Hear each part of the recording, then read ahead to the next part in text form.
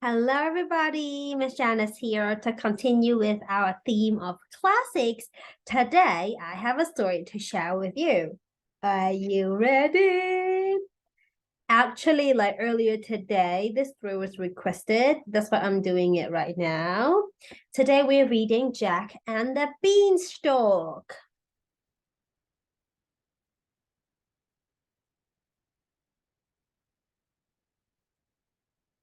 Once upon a time, there lived a boy called Jack. Have you got a friend called Jack?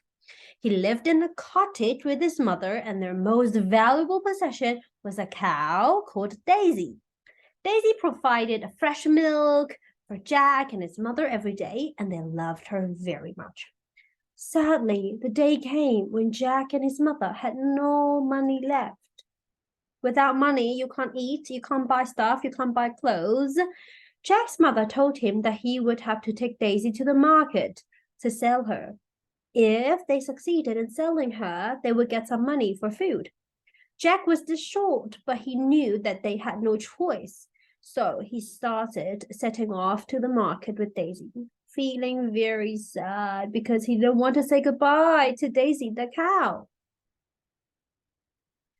On the way to the market, Jack met a man. This man is dressed like a wizard somehow.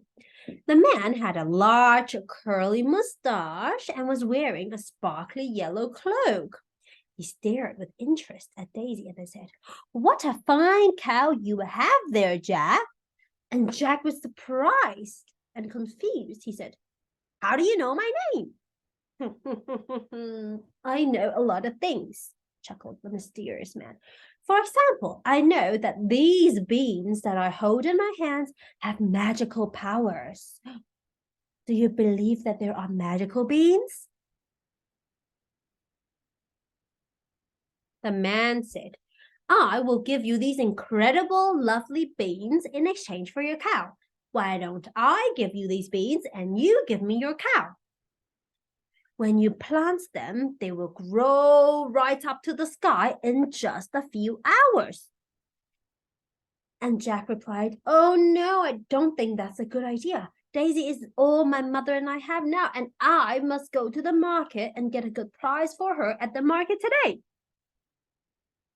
The man persuasively said, "With these beans, if you take these beans, you will never have to worry about money ever again." Are you convinced? Would you swap the beans? Would you swap the cow for the beans? At last, Jack gave in and he said, "Okay, I will swap with you," and swapped Daisy for the beans. When Jack arrived back at the house, what do you think Mommy would say? Do you think Mommy would be happy that he didn't bring home any money? He skipped excitedly into the kitchen. Mommy asked, "Are you back already? Where did you go so quickly? I do hope you got some money back." Jack said, "Better than that, Mommy. I have some magical beans." Do you think Mommy would like the magical beans? Or do you think Mommy would like some money? They literally have nothing for dinner. He started to explain about the man he had met, but his mother was not listening at all. She was extremely angry. She took the beans and threw them out of the window. The next morning, Jack was sent to his bedroom because Mommy was angry at him. He lay down on his bed and cried himself to sleep.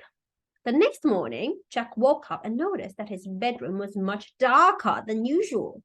Is it a cloudy day? A shadow fell across the room and he ran outside to investigate.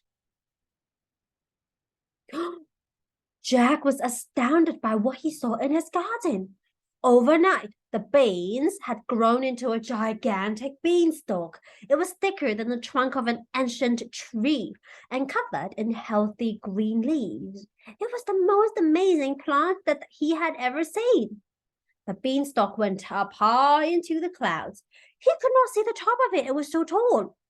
I will climb this beanstalk, said Jack, feeling determined. Climb, climb, climb. Jack was fit and strong, and he started to climb the beanstalk with ease. However, the higher he climbed, the harder it got to find things that he could grab onto, and it was so tiring. Soon his limbs started to tire. Oh, I'm so tired. I must go on, he said to himself firmly. He grasped the beanstalk and climbed higher up into the clouds. Eventually, he reached the very top. Jack saw an enormous castle. As he stepped closer, he realized that even the door was far bigger than any he had ever seen before. It had been left slightly ajar, and Jack was able to sneak inside. Shall we go inside the castle? Jack stared in amazement. Everything in the castle, all the furniture, was huge. The chairs and the tables towered above him like skyscrapers. They were so big. Look at the chairs. And the water dish. There was a bowl of water on the floor for a cat or a dog to drink from, but it was so big that Jack could have bathed in it. Maybe he could take a bath. Suddenly, the floor beneath Jack's feet began to shake, and Jack heard a loud rumbling noise. His heart was beating loudly in his chest as he scurried quickly inside a cupboard to hide. Oh! A colossal giant marched in the room. Jack peered nervously through a hole in the cupboard and door. A giant! The giant's face was covered by a bushy brown beard. He had rosy cheeks and there was not a single hair on the top of his head. Fee, fee, fo, fum, I smell the blood of an Englishman, bellowed the giant menacingly.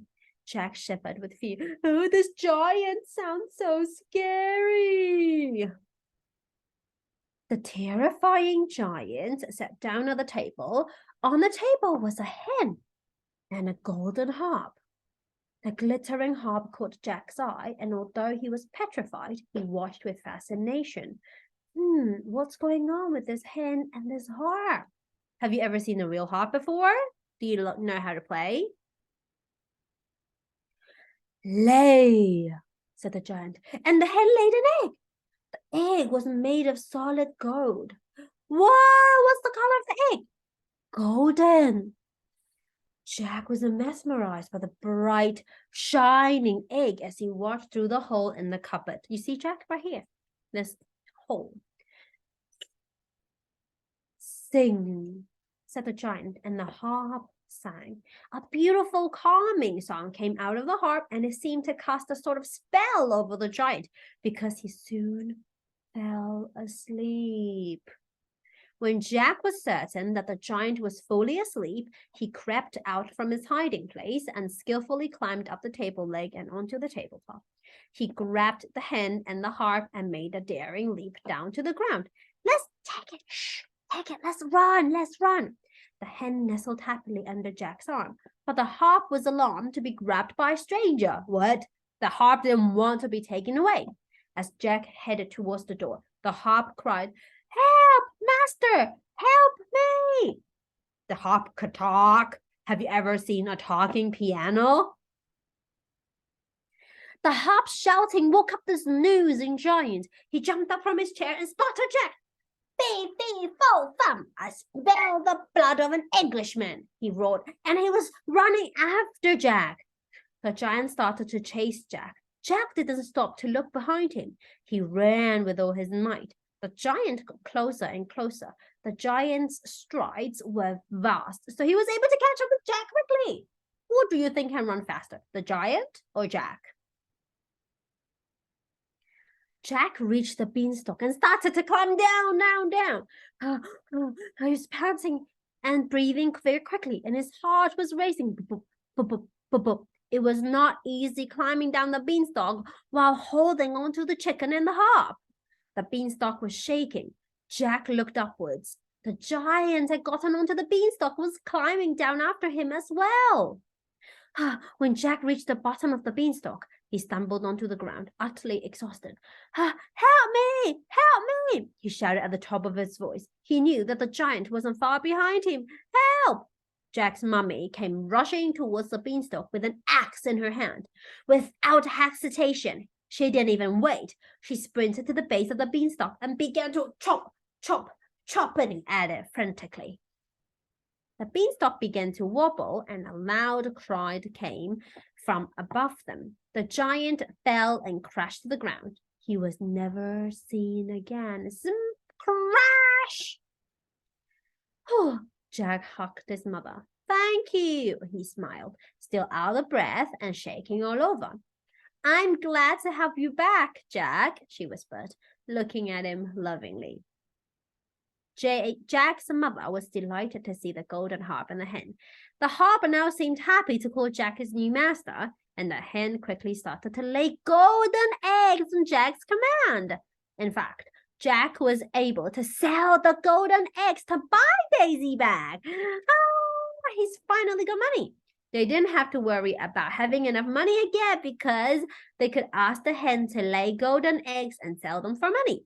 And they all lived happily ever after. The end. Do you guys like the story? I hope you do.